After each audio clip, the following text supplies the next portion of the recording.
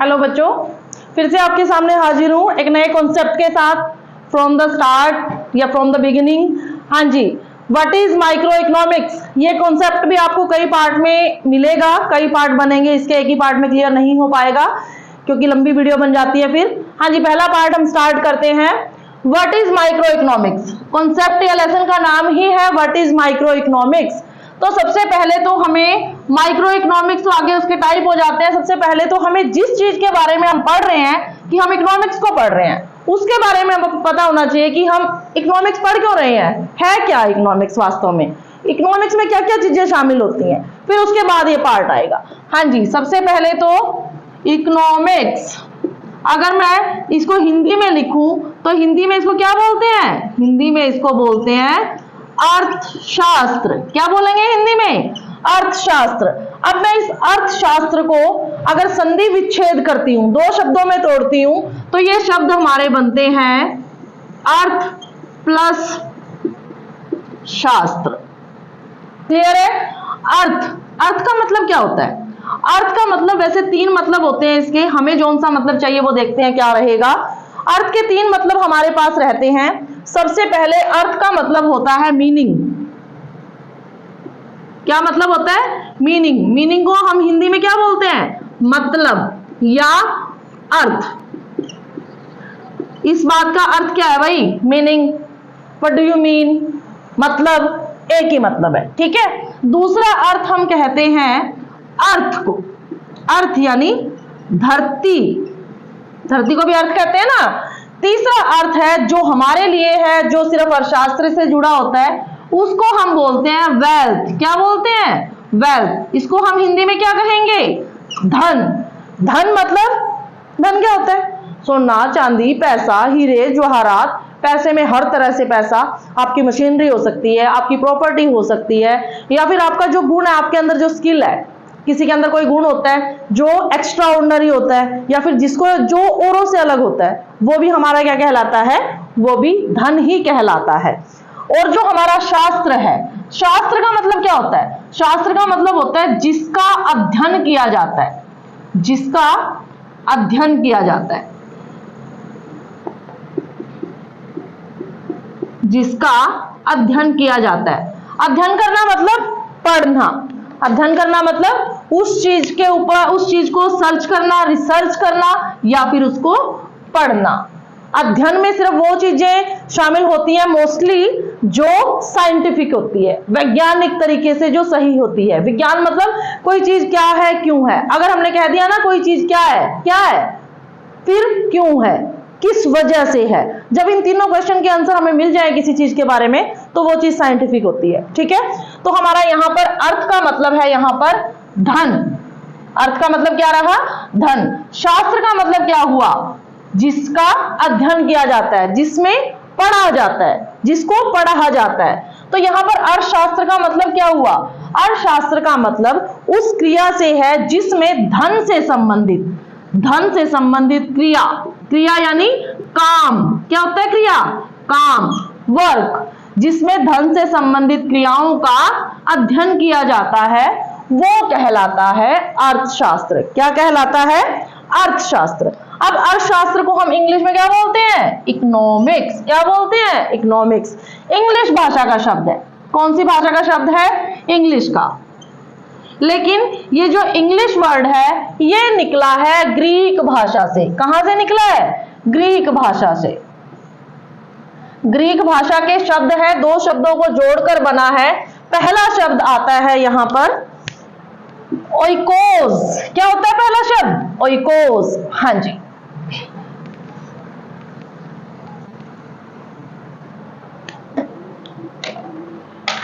जो इकोनॉमिक्स है English word है, ग्रीक भाषा के शब्द हैं दो, उनसे मिलकर बना है ग्रीक। ग्रीक भाषा का शब्द है, उनसे मिलकर बना है।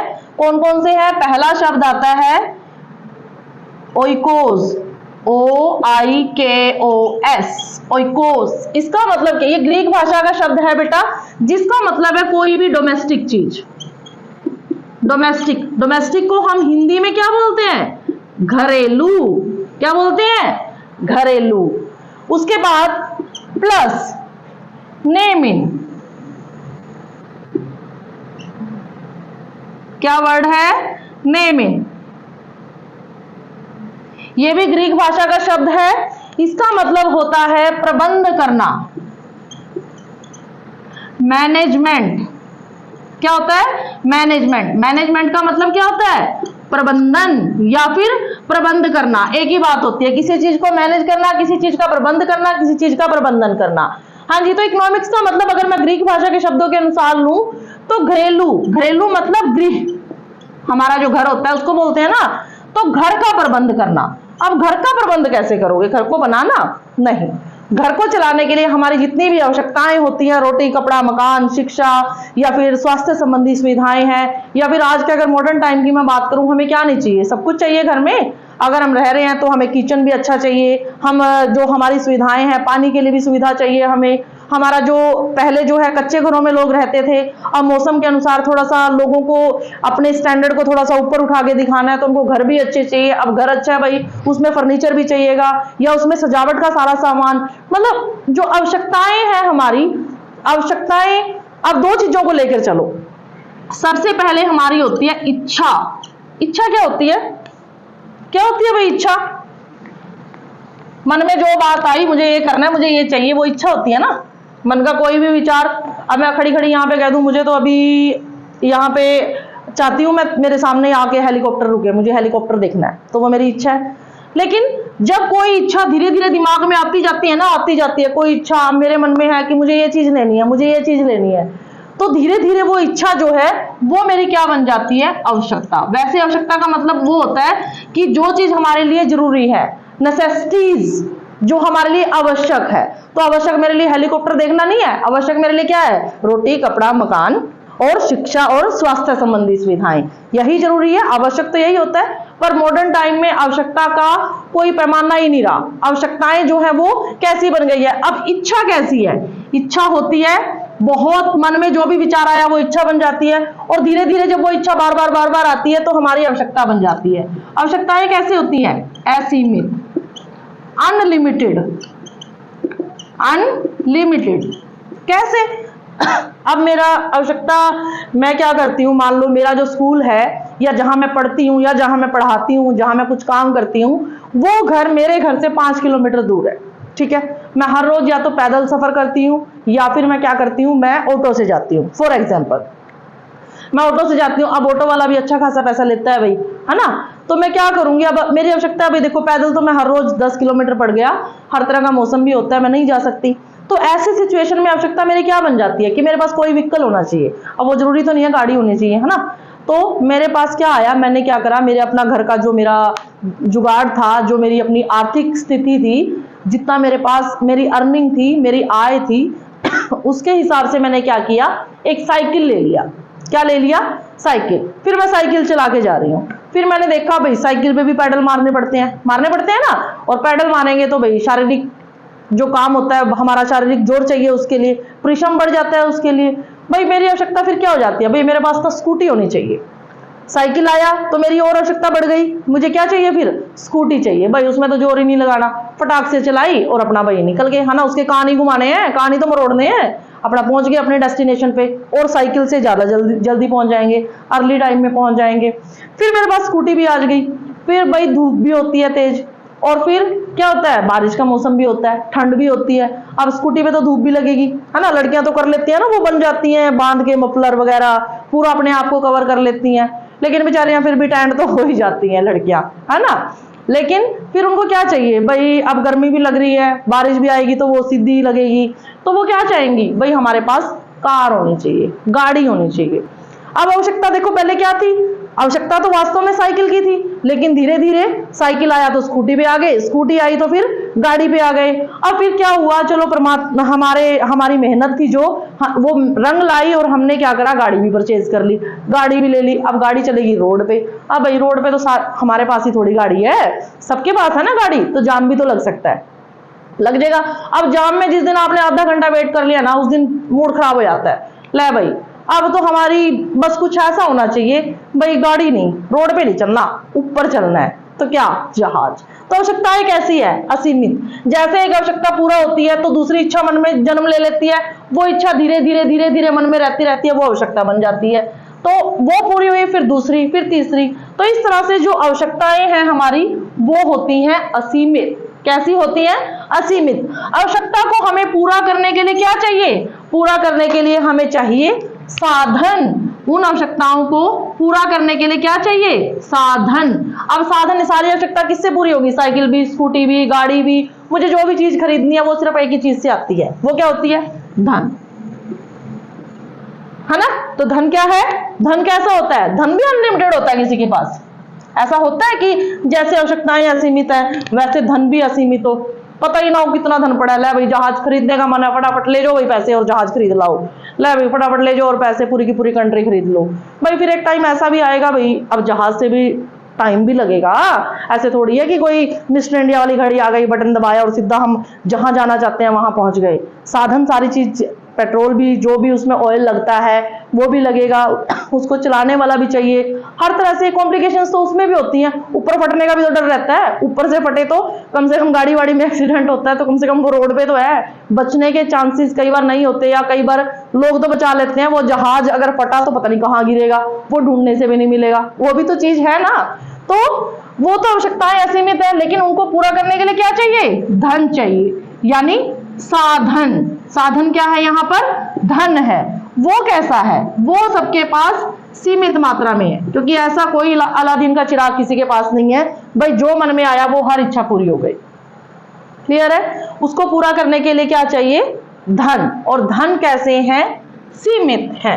अब हमारे पास आता है कि जो हमने कहा कि जो ओइकोस प्लस नेमिन, यानी गृह, और यहां पर ये इसका मतलब क्या था?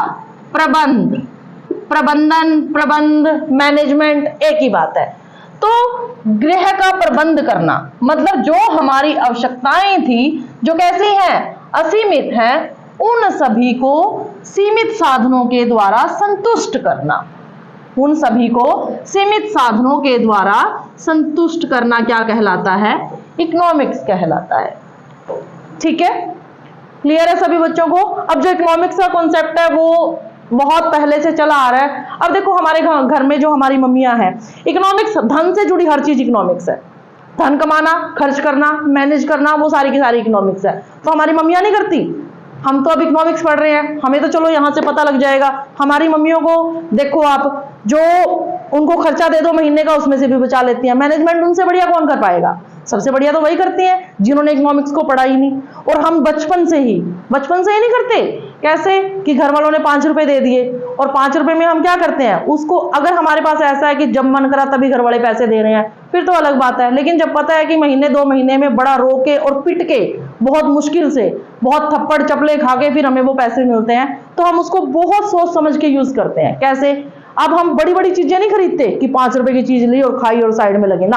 फिर हम ऐसे खरीदते हैं, 1 रुपए की टॉफी ले ली, 1 रुपए का चूरन ले लिया, 1 रुपए का पापड़ ले लिया। भाई हमारे पास ना मल्टी प्रोडक्ट हो जाए, कई तरह की चीजें आ जाए, मतलब कम पैसे में हम ज्यादा चीजों का आनंद ले सके, तो वो भी तो इकोनॉमिक्स है, वो भी तो मैनेजमेंट है। तो ये चीजें तो हमारे सामने चलती आ रही हैं पुराने टाइम से। तो सबसे पहले हमारे चाणक्य थे, चाणक्य ने बताया इकोनॉमिक्स के बारे में, पर लिखा नहीं, पता तो सबको ही था, नॉलेज तो सबको ही थी। उसके बाद कौटिल्य, चाणक्य, कौटिल्य, फिर उसके बाद कोई और। लेकिन वास्तव में जो एक बुक के रूप में या एक भाषा के रूप में जिन्होंने इसको रूप प्रदान किया वो थे एडम स्मिथ। कौन थे? एडम स्मिथ, हिंदी में एडम स्मिथ। इसीलिए एडम स्मिथ को कहा जाता है फादर ऑफ इकोनॉमिक्स। क्या कहा जाता है? Father of economics.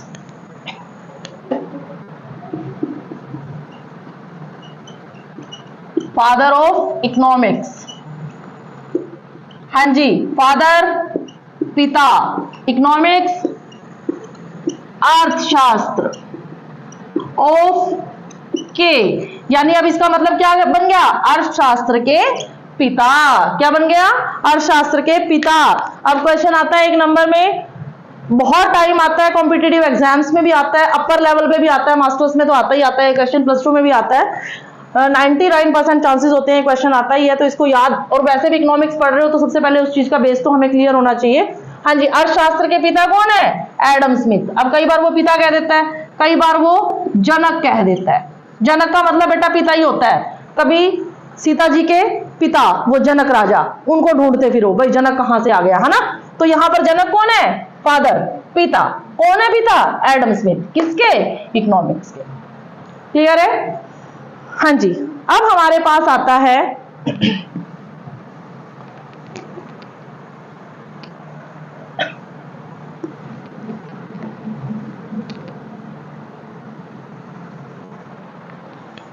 इकोनॉमिक्स में क्या सिर्फ धन से संबंधित कामों का अध्ययन किया जाता है? क्या सिर्फ ऐसे काम का अध्ययन किया जाता है जिसमें सिर्फ और सिर्फ धन से संबंधित, जो सिर्फ धन से जुड़ा हो? कि अगर मान लो किसी भी कंट्री का आप अपने घर का एग्जांपल ले लो, सिर्फ एक ही उद्देश्य हो धन और धन ही धन कमाना, तो फिर ऐसे क्या होगा? ऐसे तो कोई भी जो कंट्री है या पूरा वर्ल्ड सर्वाइव ही नहीं कर पाएगा, क्योंकि लोग धन कमाने के चक्कर में एक दूसरे को मार काट फेंकेंगे, है ना। सिर्फ धन कमाना नहीं होता, इसमें दूसरी चीजें भी इंक्लूड होती है। वो देखते हैं कहाँ किस टाइप में आती है। जो इकोनॉमिक्स है उसमें क्रिया होती है। क्या होती है? क्रिया। क्रिया का मतलब होता है काम। क्या होता है? काम। दो तरह की क्रिया होती है बेटा, एक तो होती है आर्थिक क्रिया और दूसरी होती है अनार्थिक। दूसरी कौन सी होती है? अनार्थिक। आर्थिक का मतलब, आर्थिक को हम इंग्लिश में कैसे लिखेंगे? इकोनॉमिक। और यहां पर नॉन इकोनॉमिक।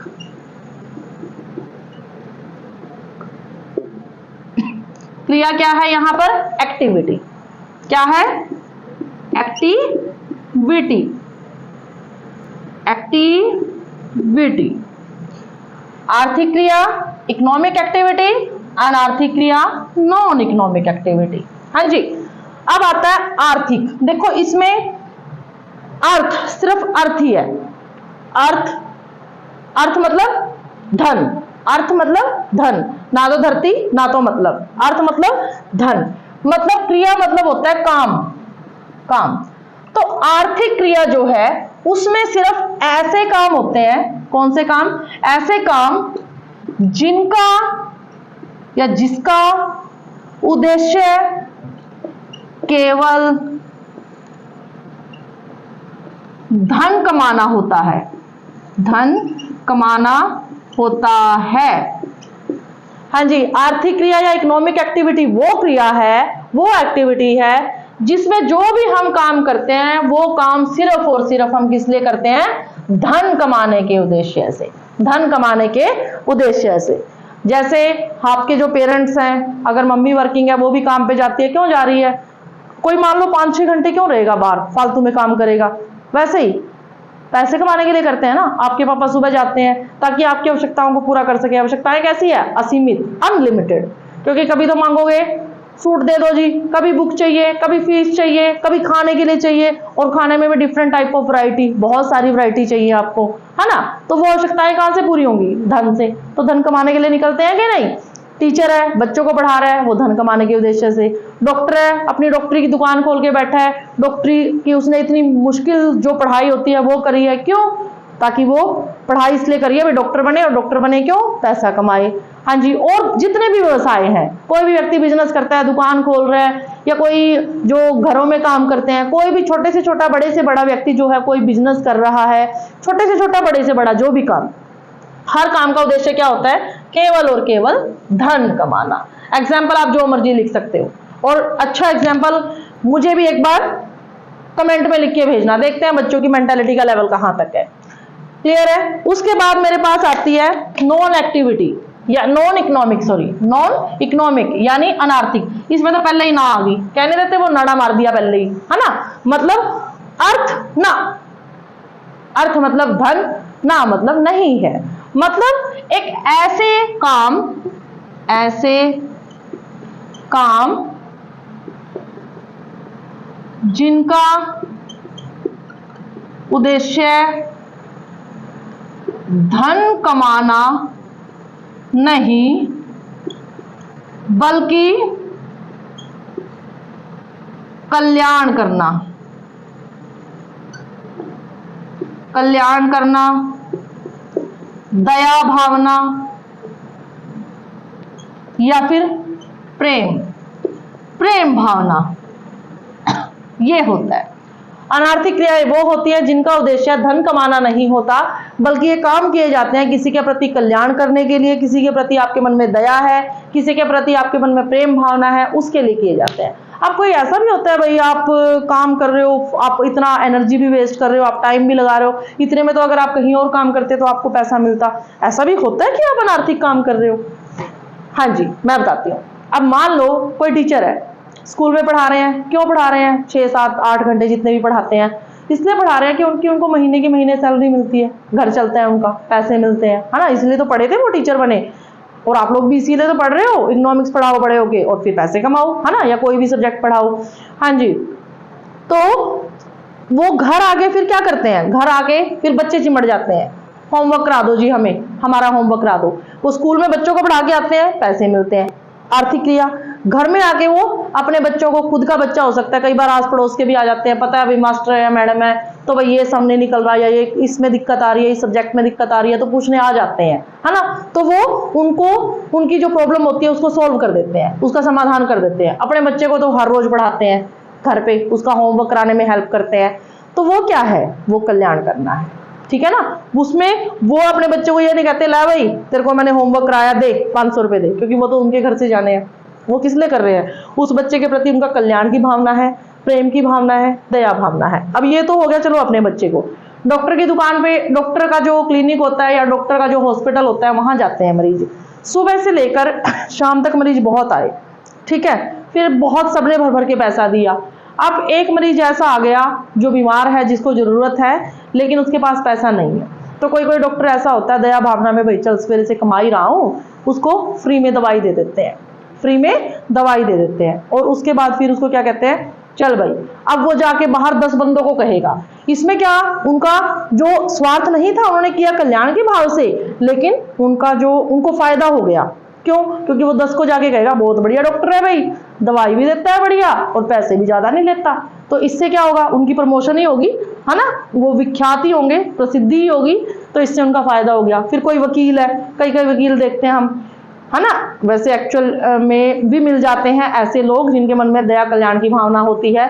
और टीवी में तो हम देखते हैं, सीरियल्स में देखते हैं, मूवीज में देखते हैं, आप लोग ज्यादा देखते हो, तो वहां पर क्या होता है, बहुत लोग आ रहे हैं, भर भर के वो फीस लेते हैं उनसे, और कोई एक केस ऐसा आ जाता है जो सच्चाई है, जिसके साथ बहुत जुल्म हुआ है, तो उसका केस वो फ्री में लड़ देते हैं। तो वो क्या होता है सॉरी, वो कल्याण या दया भावना या प्रेम भावना होती है। क्लियर है? तो इस तरह से अर्थशास्त्र में 2 तरह की क्रियाएं होती हैं। कौन कौन सी होती हैं? एक तो आर्थिक होती है और दूसरी अनार्थिक। क्लियर है? नेक्स्ट जो पोर्शन है वो आपको अगले पार्ट में मिलेगा।